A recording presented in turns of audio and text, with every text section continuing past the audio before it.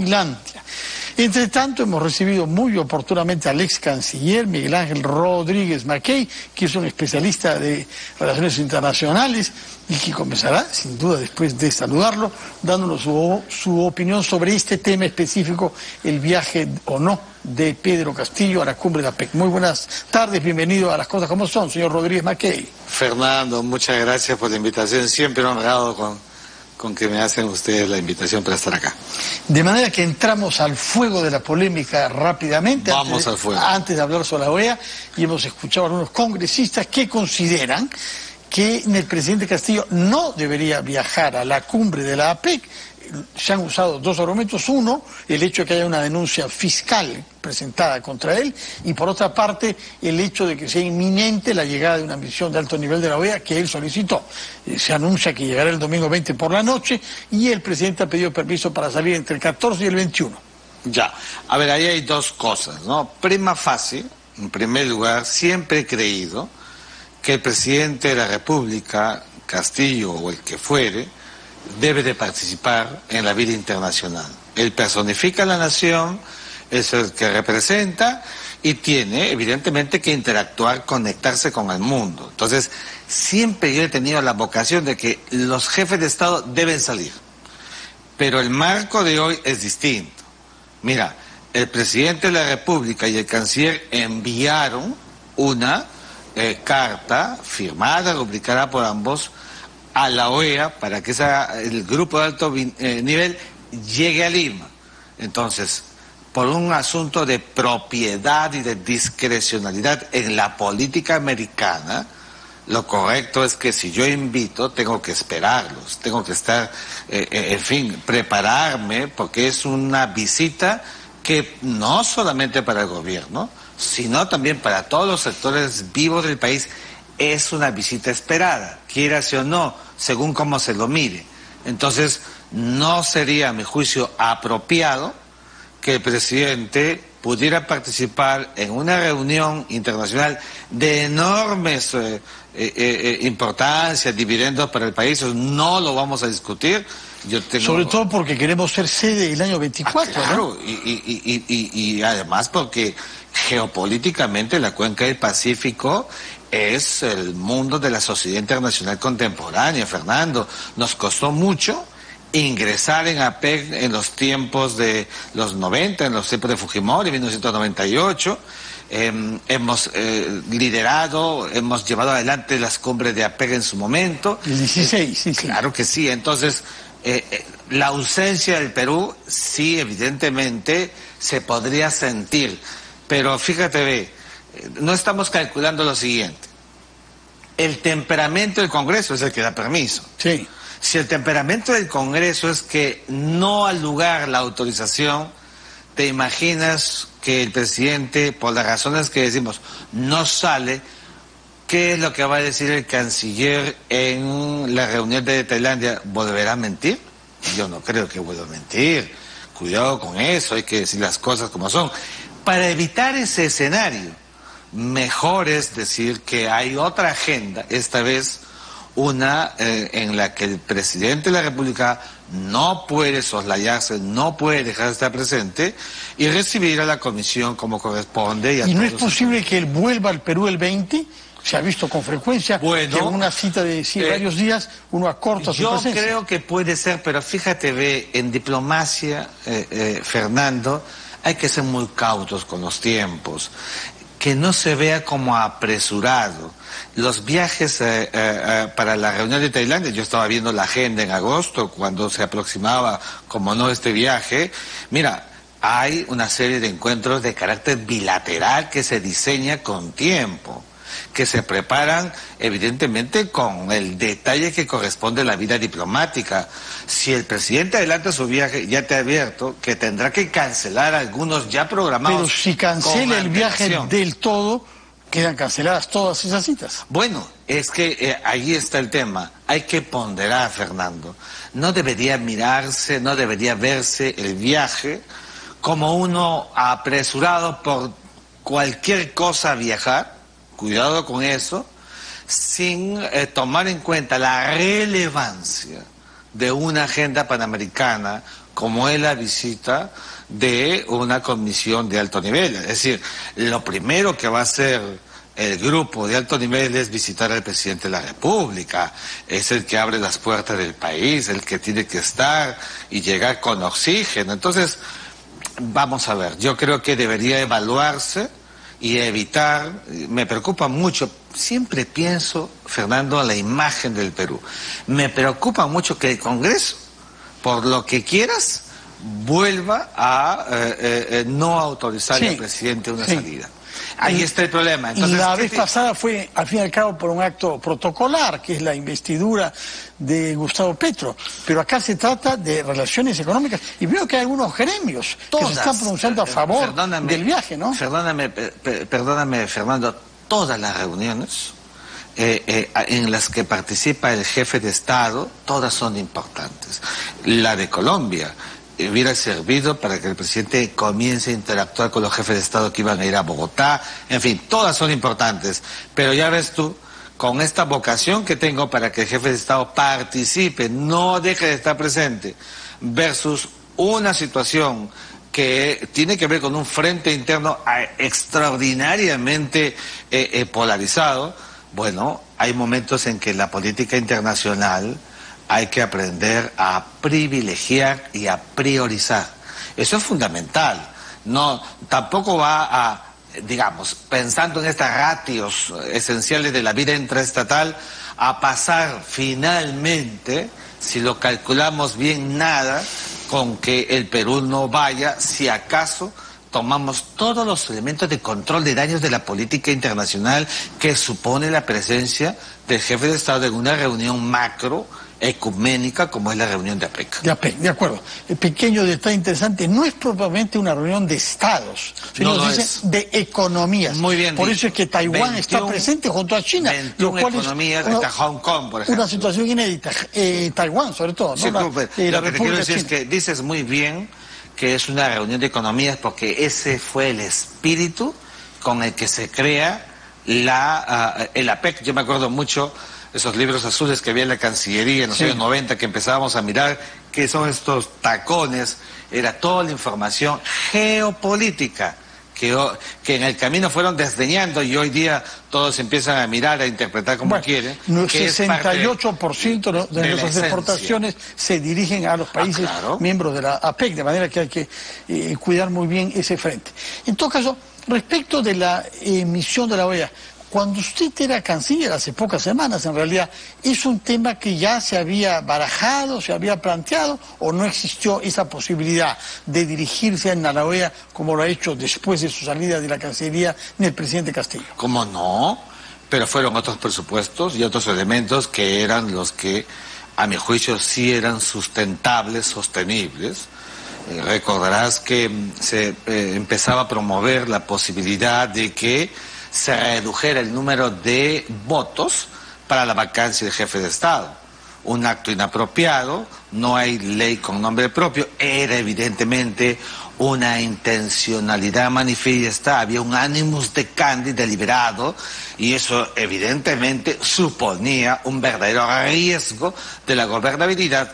Yo me acuerdo mucho que decía el presidente, a la vicepresidenta, el artículo para que se active la Carta Democrática es el 17, nunca el 18.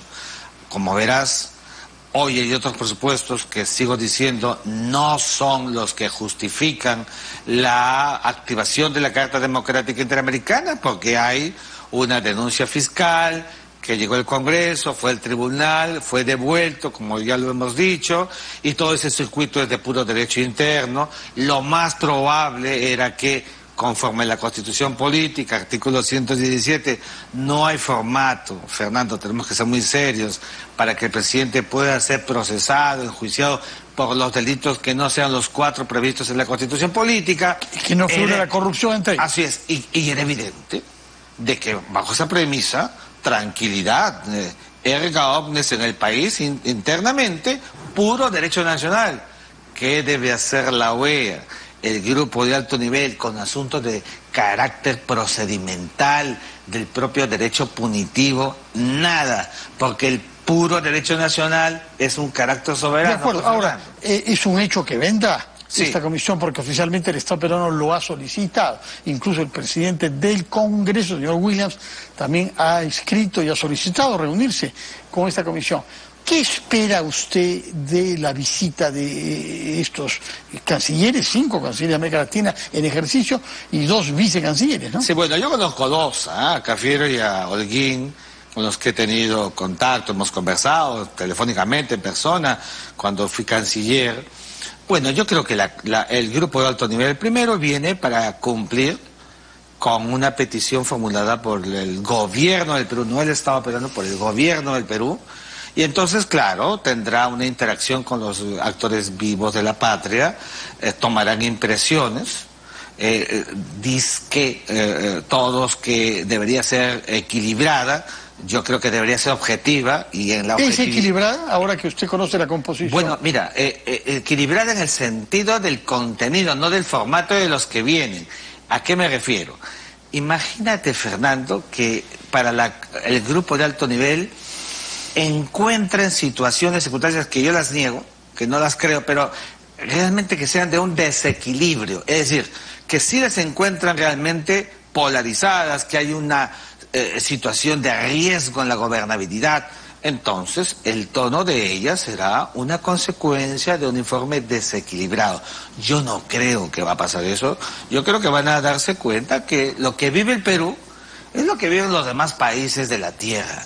Pugnas, crisis políticas, enfrentamientos, una dinámica dialéctica de la teoría de Montesquieu. Bueno, hay pocos países en donde se ha cambiado tanto de presidente en tan poco tiempo. Bueno, pero en eso creo que tenemos un récord. Pero más allá de que se cambien presidentes, Fernando, que es ya importante, la polarización es lo que nos debe preocupar, porque puede haber gobiernos donde hay un solo jefe de Estado y la polarización es muchísimo mayor. Aquí lo que nos debe preocupar es que realmente la comisión pueda in situ, in loco, encontrar en la percepción de los diálogos que va a sostener con los actores visibles, que no hay lo que se presume, lo que se dice en esa carta, la modalidad de un golpe de Estado, un rompimiento del esquema de la constitución política como la base fundamental de nuestro sistema democrático.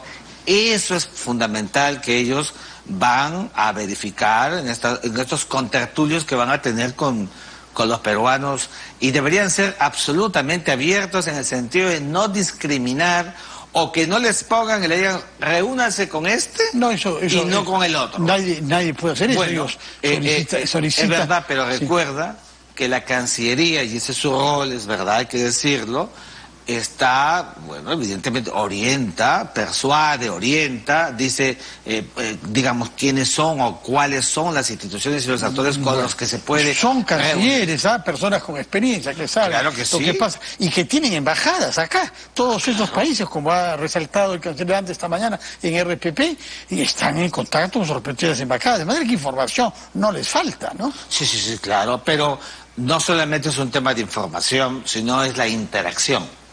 Fernando, el encuentro con los actores vivos de la sociedad terminan de darle al grupo de alto nivel una idea cabal de lo que realmente pasa en el Perú. De acuerdo. Pasados algunos días ya, semanas, desde que usted dejó la Cancillería, ¿le es más claro por qué salió usted? Nunca hubo una explicación convincente, ¿no? No, yo creo, Fernando, que cuando uno llega a la Cancillería, como en mi caso, con un discurso claro, tú me conoces, yo soy muy claro, soy muy directo, y me gustan las cosas de frente y transparentes, y cuando quieres hacer verdaderamente cambios cualitativos y cuantitativos, sobre todo porque los propios miembros del servicio diplomático lo pedían a gritos. Conozco la Cancillería muchos años, yo me he formado allí, he trabajado más de 3 lustros, conozco a los embajadores, a los que son, creo que hasta primer secretario. Entonces, es evidente que cuando uno llega y quiere contribuir, y hay esta suerte de embajadores tradicionales que consideran que sus misiones son como feudos, fíjate esto, y no dan paso a las nuevas generaciones, a armonizar y buscar que la Cancillería tome liderazgo que no tiene. Yo recuerdo mucho en la Sociedad Peruana de Derecho Internacional, donde privilegiadamente estaban los gurúes de la diplomacia. Yo estaba sentado con ellos tomando nota, bastante muchacho. Siempre escuchaba a los maestros de la diplomacia que decían: tenemos que buscar el liderazgo que hemos perdido, anotando los tiempos de Alberto Ulloa, de Raúl Porras, de Víctor Andrés Belaúnde, estas grandes figuras luminarias con Pérez de Cuellar, ¿no? Entonces, eso se ha perdido. Ya hemos vivido, es verdad, de lo que nos ha dado los laureles de Torretarde histórico, que hay que conservar, que hay que rescatar. Pero entonces significa que usted tuvo que dejar la Cancillería por un movimiento de oposición, por lo que colijo de lo que dice, que vino de dentro. Yo creo no es la decisión que ha venido el presidente. Que había el deseo de mantener sus misiones diplomáticas a cualquier costo. Pero cómo estos embajadores que usted, a los que atribuye la motivación, han tenido tanto poder para como que se tome una decisión que solo el presidente puede tomar. Bueno, para que veas tú, cuando el poder está en verdad en oferta, cualquier modus operandi se puede realizar. Y ya viste tú en qué pensaron para poder deshacerse del canciller Rodríguez Mackey, que no hay nada sino la pulcritud de su trabajo. Vamos a indisponerlo con el presidente. ¿Con qué argumento? Bueno, ¿no viste tú ese tuit? El tuit de los que recomponía la relación con la autoproclamada República Árabe Saharaui, que no existe, que ya hemos dicho que no es, pero que no existe. O sea, esto no es no existe capricho, como Estado, es una entidad política, ¿no? Así es. Sí. Y entonces, claro, evidentemente, si un mes antes, conversando con el presidente, que fue parte de la oferta por la cual yo llego a la Cancillería para corregir errores, era una vergüenza, Fernando, que reconociéramos una entidad, como bien dices, que no existe en el derecho internacional, se corrige y un mes después se deshace la corrección. ¿Qué debe hacer un hombre con principios? Pero ese tema... Un hombre con principios, perdóname, lo que tiene que hacer es decir, esto es inaceptable.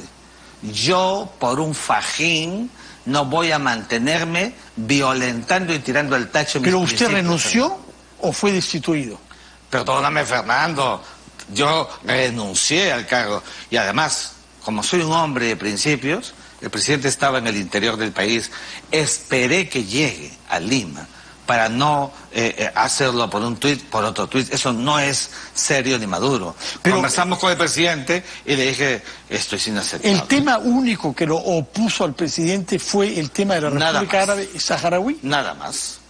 Y te agradezco que lo digas porque comentaban que el tema de la Convención del Mar, ya has escuchado ayer a Eduardo Ferrero, por favor. Diciendo que estamos en falta ante la comunidad internacional. Pero además tú estabas haciendo aquiescencia de la importancia de que el Perú adhiera a la Convención del Mar. Sin duda, desde su origen. Pero claro, entonces, pero el presidente nunca hemos tenido una incompatibilidad en el tema de la Comemar. Cuando el presidente sacó el tuit sobre la Comemar, yo dije, pues eso está muy bien. Yo no veo ninguna incompatibilidad.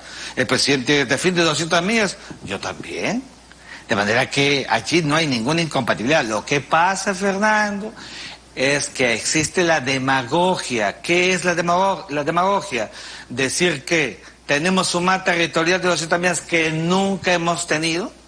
Y entonces, como la Conmemar sí habla de un mar territorial de 12 millas, pero de 188 de zona económica exclusiva, de 200 millas plenas, totales y completas de soberanía y jurisdicción, dijeron que íbamos a recortar el mar a 12 millas. Mira la mezquindad. Sí, bueno. Que tú lo has visto, ¿ah? Sí. Cómo se le ha engañado a la gente. Ahora, ya que menciona usted, a usted le parece que tiene fundamento la acusación que hay contra el presidente por traición a la patria, precisamente por un tema de límites, en este caso, respecto a Bolivia. No, pero por favor, yo escribí un artículo en febrero, Fernando. Recuérdeslo, pero no era canciller en ese momento, ¿no? No, y además no existe ningún elemento de juicio para sostener que el presidente puede ser imputado de traición a la patria por lo que dijo en CNN, lo hemos dicho abiertamente.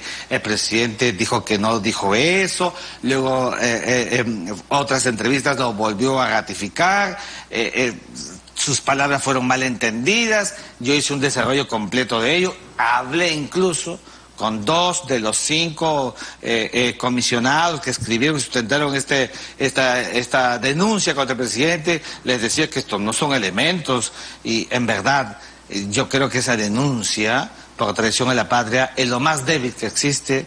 En verdad, si queremos ser muy serios, no hay ánimos de candy. Incluso el presidente, en una entrevista que le hizo, recuerdo que el diario La Noticia, no recuerdo qué diario, el mismo presidente dijo: si acaso por alguna razón me han malinterpretado, pues quiero dejar sentado que de ninguna manera vamos a ceder territorio a Bolivia. Nadie lo hubiera aceptado. No es malinterpretado. Él habló de la eventualidad de un referendo sobre el tema. Yo creo que el presidente, en verdad, quiso decir otra cosa, y la literalidad se quiso coger como que si el presidente estaba, en verdad, con ánimos de querer regalar una porción del territorio nacional a Bolivia. Cuando le repregunta al señor Rendón, el mismo presidente en la entrevista le dijo que no.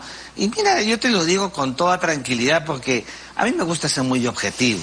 Yo reconozco que hay, así como, digamos, errores en el gobierno de forma y de fondo, en asuntos como este, tenemos que ser justos y serios. ¿Cuáles errores reconoce usted que hay errores de fondo? ¿Perdón? ¿Qué errores reconoce usted que hay de fondo en el gobierno?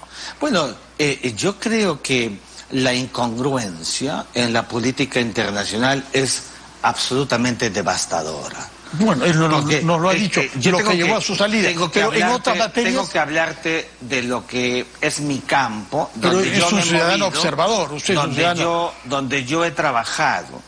Tú recordarás, cuando yo he sido canciller, tú no me has visto en las convocatorias del presidente del Consejo de Ministros para ver asuntos de Zagatea o para ver asuntos policíacos o fiscales. No, yo siempre les decía, y te lo digo a ti como les decía a ellos, la política exterior y el Frente Internacional de Perú tenemos que separarlo, conservarlo, para que no se manosee nuestra vida internacional. Ese debe ser el rol de un canciller.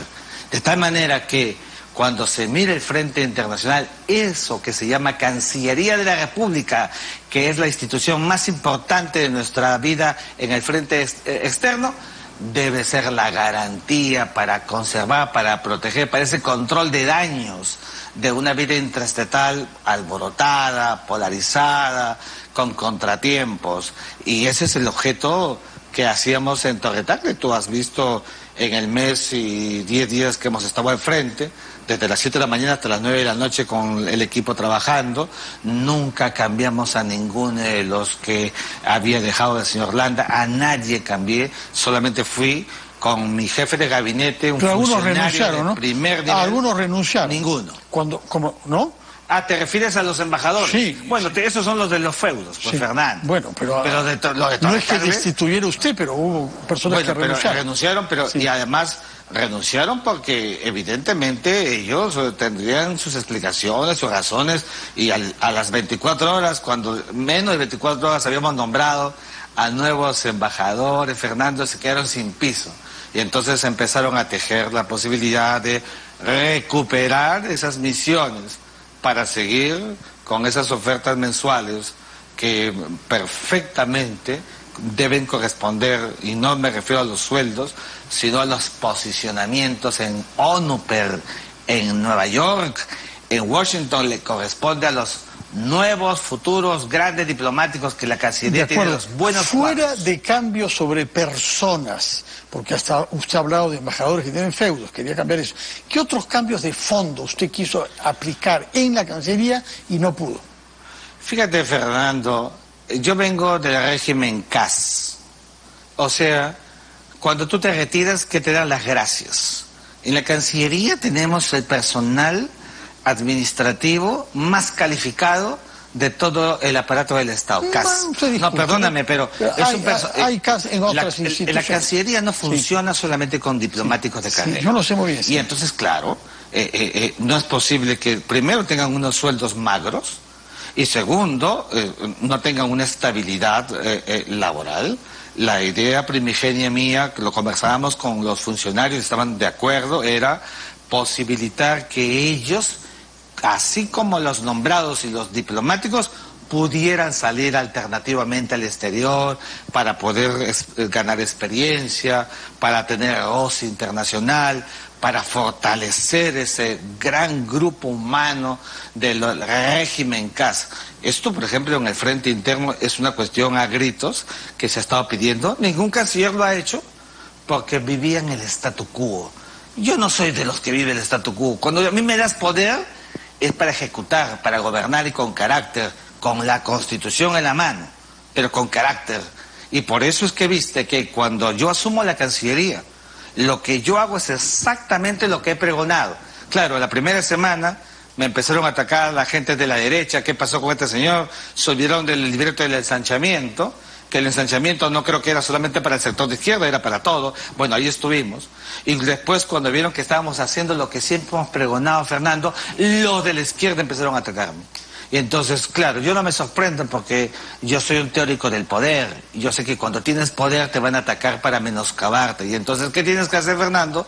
Aprender a convivir con ellos. De acuerdo. Aceptar las reglas de la política en la que uno ingresó. Bueno, y de la que ya salí. Muchas gracias por las explicaciones que se han dado sobre dos temas de actualidad, que son la visita de la misión de la OEA y la solicitud hecha por el señor Castillo para viajar a Tailandia, pero también las explicaciones que ha dado sobre las circunstancias que lo llevaron a alejarse de la Cancillería. Muchas gracias, Miguel Ángel Rodríguez Mackey. Vamos a hacer una pausa y regresamos a las cosas como son.